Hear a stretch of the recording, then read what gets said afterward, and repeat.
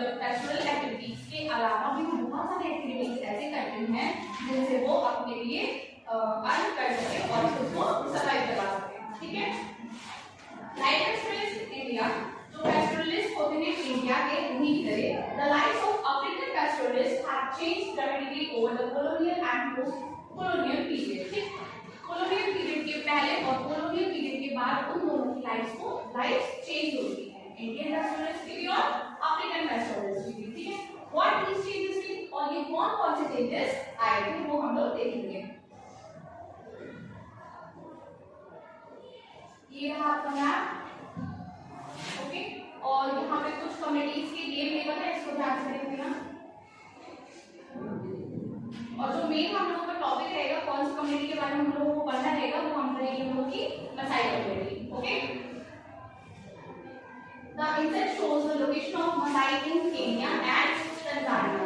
ठीक है, जो मसाई कम्युनिटी है वो कहाँ पे मिलेगी हम लोगों को देखने, केन्या और तंजानिया। ठीक है, ये मैप तो आपको दिख रहा है, ये केन्या और तंजानिया है। Okay, now we will discuss some of these changes by looking at one pastoral community। हम ये सारे चेंजेस देखेंगे केवल एक ही कम्युनिटी के बेसिस पे। ठीक है, उसको आइडियल कम्युनिटी मान करके हम उसी के बारे में स्टडी करेंगे। ठीक, अब जो Maasai cattles herders live primarily in East Africa. ठीक, ईस्ट अफ्रीका में जो मसाई कम्युनिटी रहती थी उनका जो मेन काम रहता था वो क्या रहता था, कैटल हर्डर। ओके, और कहाँ रहते थे, ईस्ट अफ्रीका। ठीक, अब 3 लाख इन सदर्न केन्या और 3 लाख कहाँ पे रहते थे, सदर्न केन्या में, एंड अनदर 1,50,000 कहाँ पे रहते थे, Tanzania. Okay class, we will now see how new laws and regulation took away their land and restrict their movement।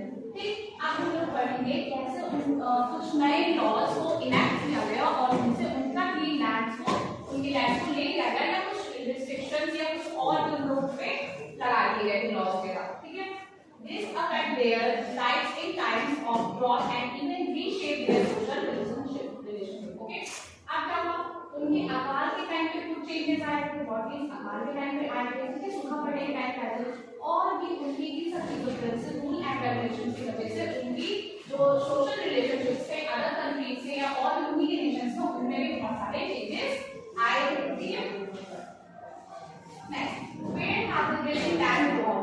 ये जो ग्रेजिंग लैंड है हमारा, ये कहां पे मतलब इसका क्या हुआ। ठीक है, one of the problem that the Maasai have faced is the continuous loss of their grazing land। जो सबसे मेन दिक्कत थी उन लोगों की वो क्या थी, उनका धीरे धीरे ग्रेजिंग लैंड भी होने लगा था, एग्जॉस्ट होने लगा था, मतलब कि खत्म होने लगा था।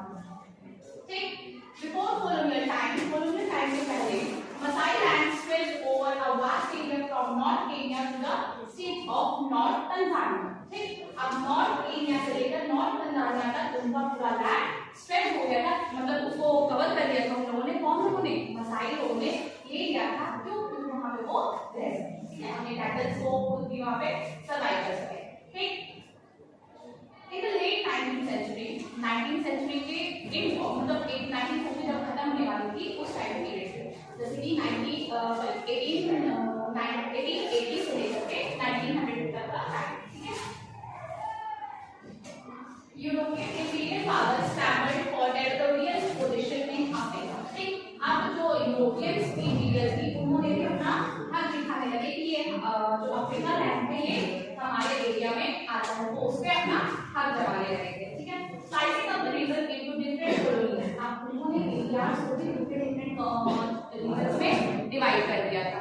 Clear, in 1885 Maasai land was cut into half with an international boundaries between British Kenya and Southern Tanzania।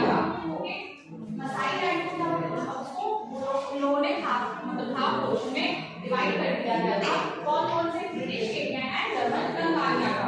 Okay, और इसी तरह subsequently the west trading land was gradually taken over for white settlement and Maasai were pushed into one small area। उनसे उनके land ले लिए गए थे और मोस्ट ऑफ द जो लैंड था वो दे दिया गया था वाइट पीपल्स को सेटल होने के लिए, बट जो बहुत कम जो प्लेस बची हुई थी वो दे दिया गया था